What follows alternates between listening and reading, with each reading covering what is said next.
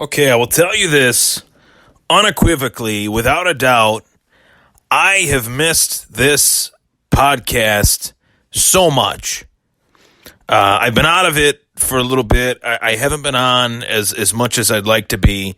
Been very busy. It's a very busy time of year for me. I'm trying to make some things happen this summer as far as merchandise goes, and it's been very busy as far as lining up guests, and I got a lot of big names waiting in the wings to come on, but being that it's 4th of July week, it's been a little bit tough to sync these guests onto the show, and not even so much that. They are more and more than ready, willing, and able to come on. It's more so my end of things of just getting in front of the microphone, getting the setup, and finding the time. I've been so busy trying to make some stuff happen for the podcast and make some big quote-unquote money moves. So it has been a heck of a week or two as far as me, myself, and I trying to make some moves for the podcast, trying to build the Twitter up. I think the current followers count is 1,016, which I'm very happy about that. And the more I tweet, the more notoriety I'm able to get, which is phenomenal. I can't say enough as far as the Twitter following and as far as the viewers and listeners of the show, whether you're watching me on my Facebook Live, on the Thomas Take Sports Podcast Facebook page, whether you're tuning in right now on the Apple Podcast, on Spotify, on Twitter, or any of the other Google Podcasts, Stitcher, all the platforms that I'm on now. I really appreciate the love and support. I got a great message from a coworker of mine by the name of Helen, and she said that she's very happy that my stuff is doing so well, and that she is really proud of me and stuff like that. That was really cool, and she's somebody that's not the biggest sports fan per se, but she definitely has a rooting interest in my content and stuff like that. So shout out to Helen, and thank you for the kind words. I really appreciate it. Between the Facebook and Twitter and everybody interacting with me and the stuff I post, whether they agree, disagree, I love it. I love it no matter what. I'm going to keep on trucking along. And to take the phrase a little bit from my boys at Trainwreck Sports, I was on their show last Monday. This train never stops. They know that their train never stops. They know my train never stops, and that's why I was able to go on their show not once but twice. They know what they're dealing with. They know that they're dealing with, somewhat in the words of Degenerate Al, a legend. Am I a legend? I don't think you can be a legend yet until you have a full-on career. Granted, my career is just getting started. Granted, my career, I'm just getting warmed up. Granted, I am far from done. I'm not here just to take part. I'm here to take this whole thing over and be one of the bigger names in the world of Buffalo sports, commentary, podcasts, you name it. And I'm a traveling man. I've been on a lot of great shows that are in Buffalo, shows that are in New Jersey, shows that are in Philadelphia, shows that are in Florida, shows that are in Cleveland, shows that are in Cincinnati. Been on a lot of different shows, and this has been one hell of a journey. So I wanted to start off the show by saying that today. Thank you so much. July 1st, 2019. I'm sitting here saying that live on the Thomas Take Sports Podcast. I have to give everybody a thank you for their continued support and to expect some big, big things in the coming weeks. Back on the grind, not letting any distractions from my past, if you will, distract me from the task at hand. The task at hand is me, myself, and I building this brand, building the Thomas Take Sports Podcast like I always wanted to ever since I was a 8 or 9 year old boy. My dream was to have my own podcast that would grow and build. I just didn't know that was the dream then, but I know that now.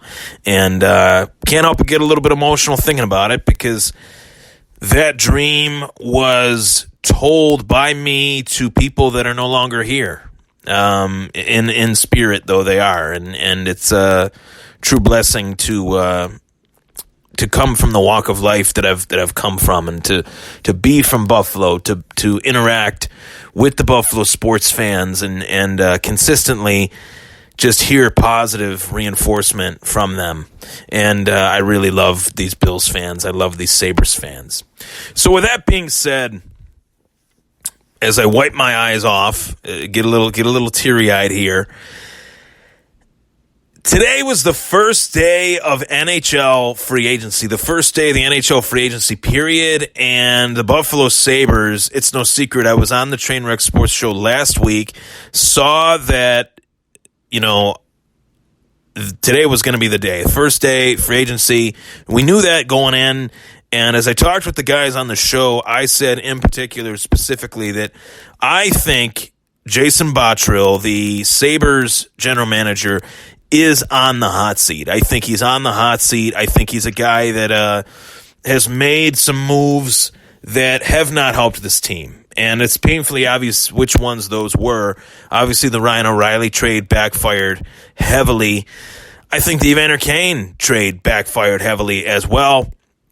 Relying on Casey Middlestat to be that number 2 center on the second line, I think was a mistake as well. And there's still a huge void at that second line center position that I would hope that Buffalo could somehow fill, whether it's Joe Pavelski, whether it's maybe Brian Boyle, someone that, with a little bit grit, with a little bit of veteran savviness, might be a big help to that second line for the Buffalo Sabres. So that's how I see that.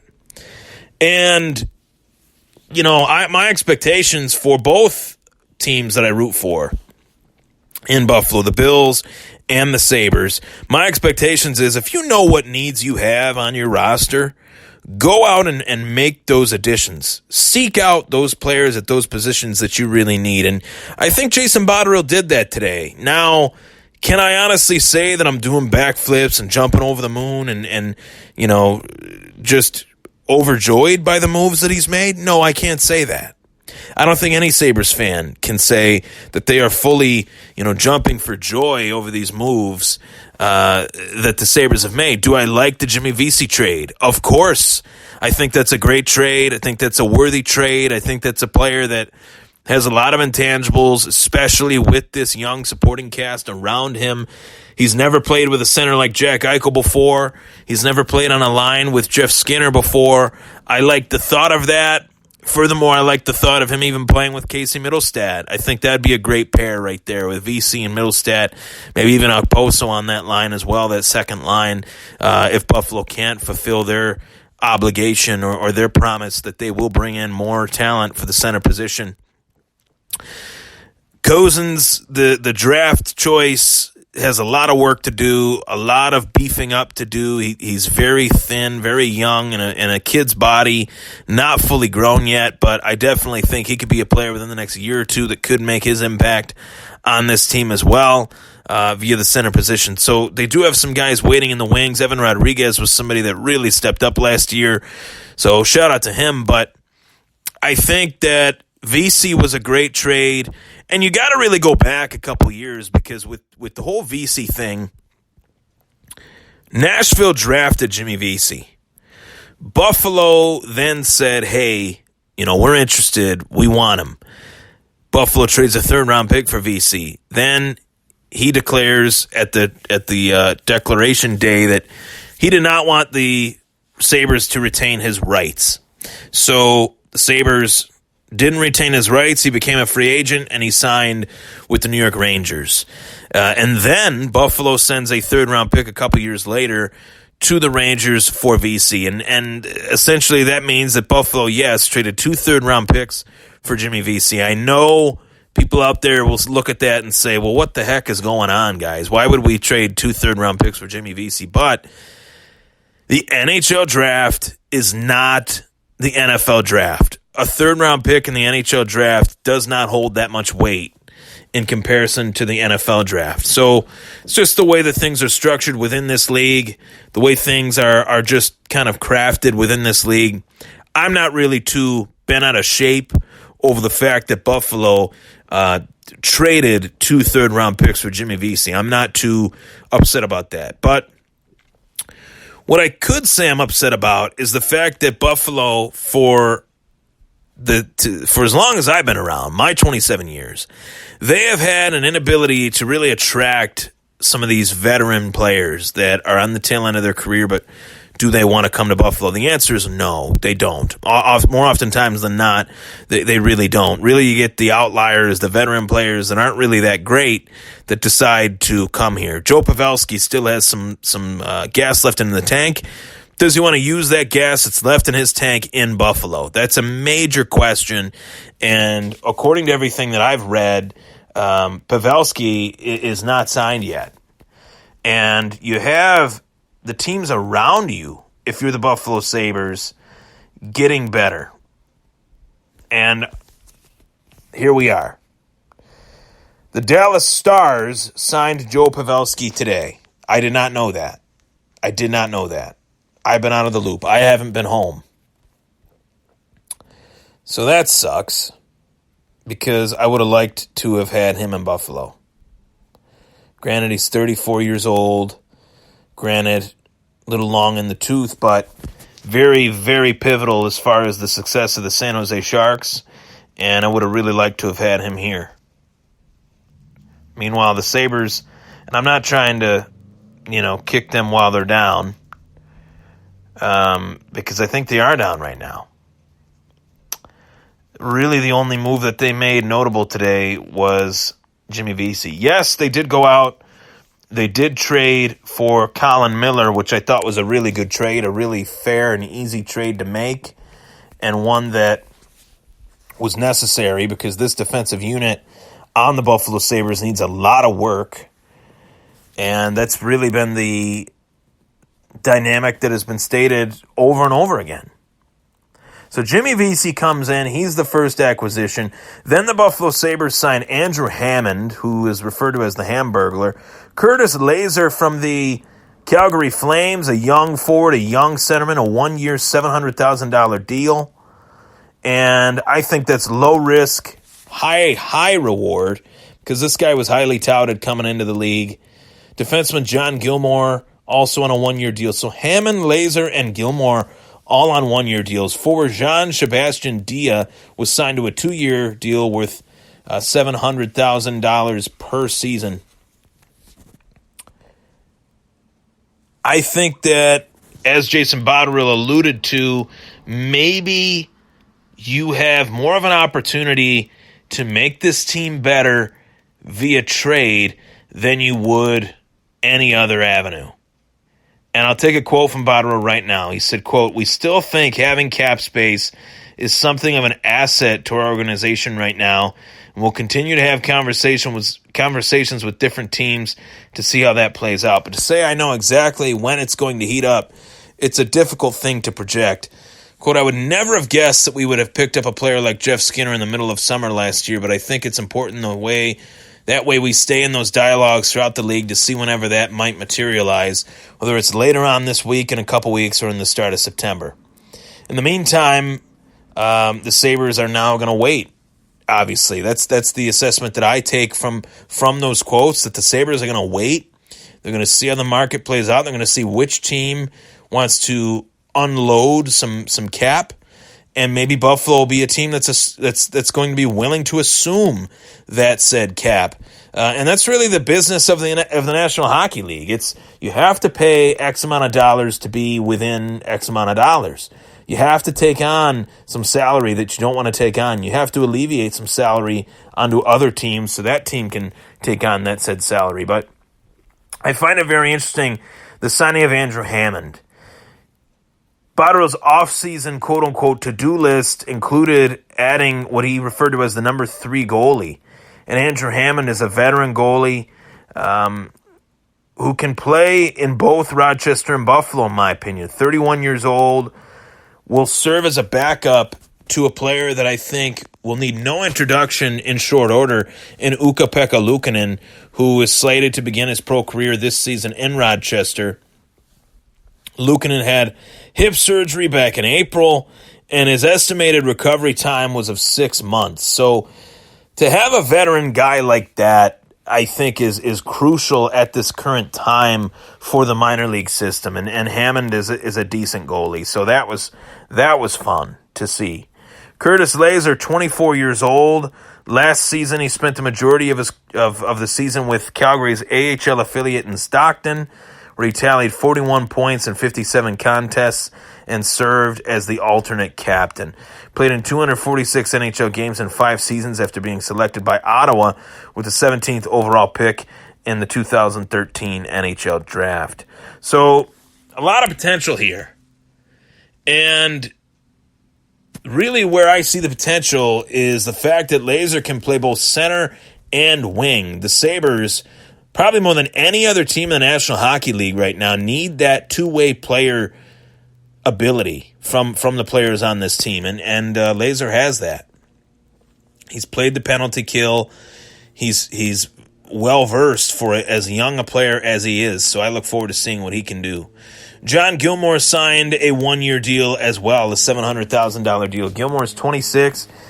Recently, last season, he was named to the AHL's first All-Star team, finishing second in goals for league defensemen and points in 70 games with Hartford. He's played 3 pro seasons, including 33 games with the New York Rangers. And the Sabres have an interesting link to John Gilmour in the fact that assistant general manager Steve Greeley was in the Rangers front office when they drafted the defenseman in 2013.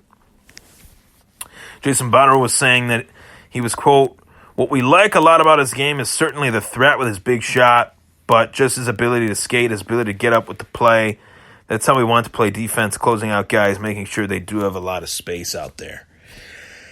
So I like that. I like the fact that you bring in a young defenseman who's got real credentials in the AHL. Maybe he's a step or two away from being in the NHL. Only time will tell.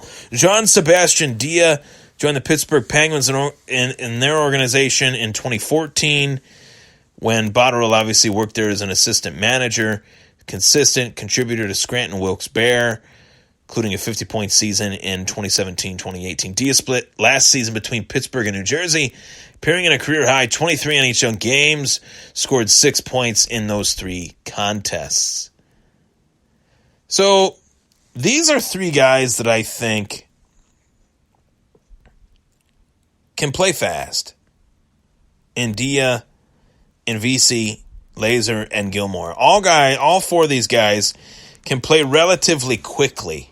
And that is something that Jason Botterill has talked about extensively. And it was talked about primarily at first, yes, unfortunately, when the Buffalo Sabres decided to hire now former head coach Phil Housley.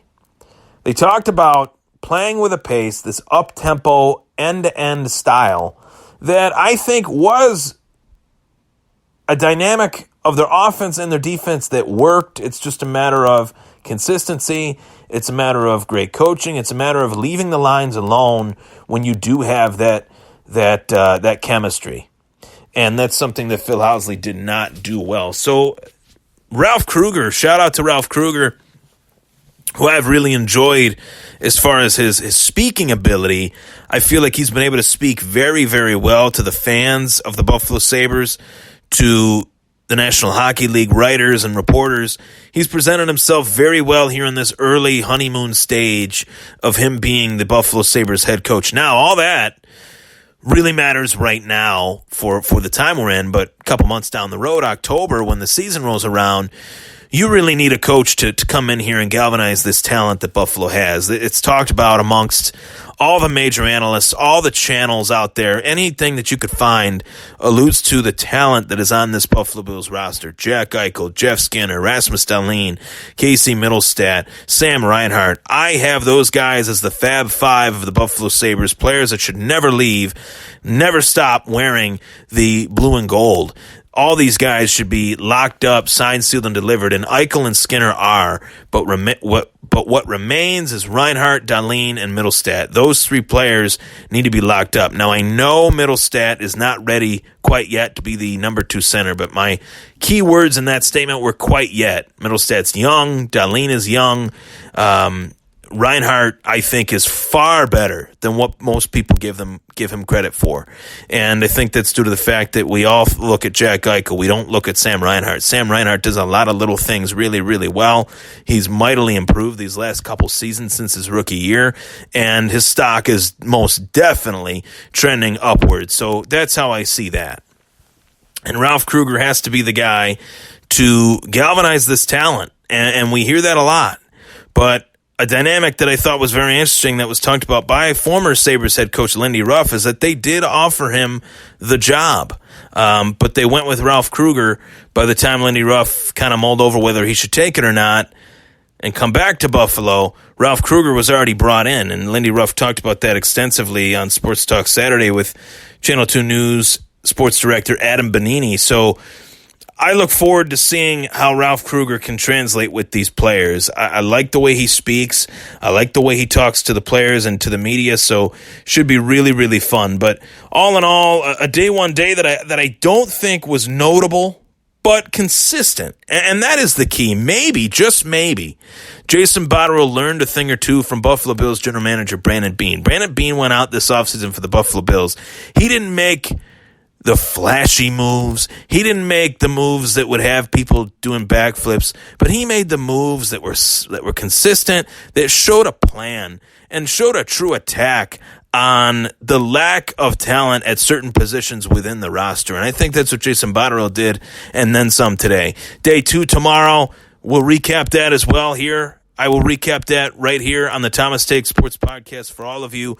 I'm Ryan Thomas. That was the Thomas Take. Take care. Let's go, Buffalo. Join the Thomas Takeover. Join it by following me on Twitter at Ryan Thomas Take, on Instagram at Ryan Thomas Take, and like the Thomas Take Sports Podcast Facebook page. And last but not least, subscribe to the YouTube channel, folks. Let's go, Buffalo.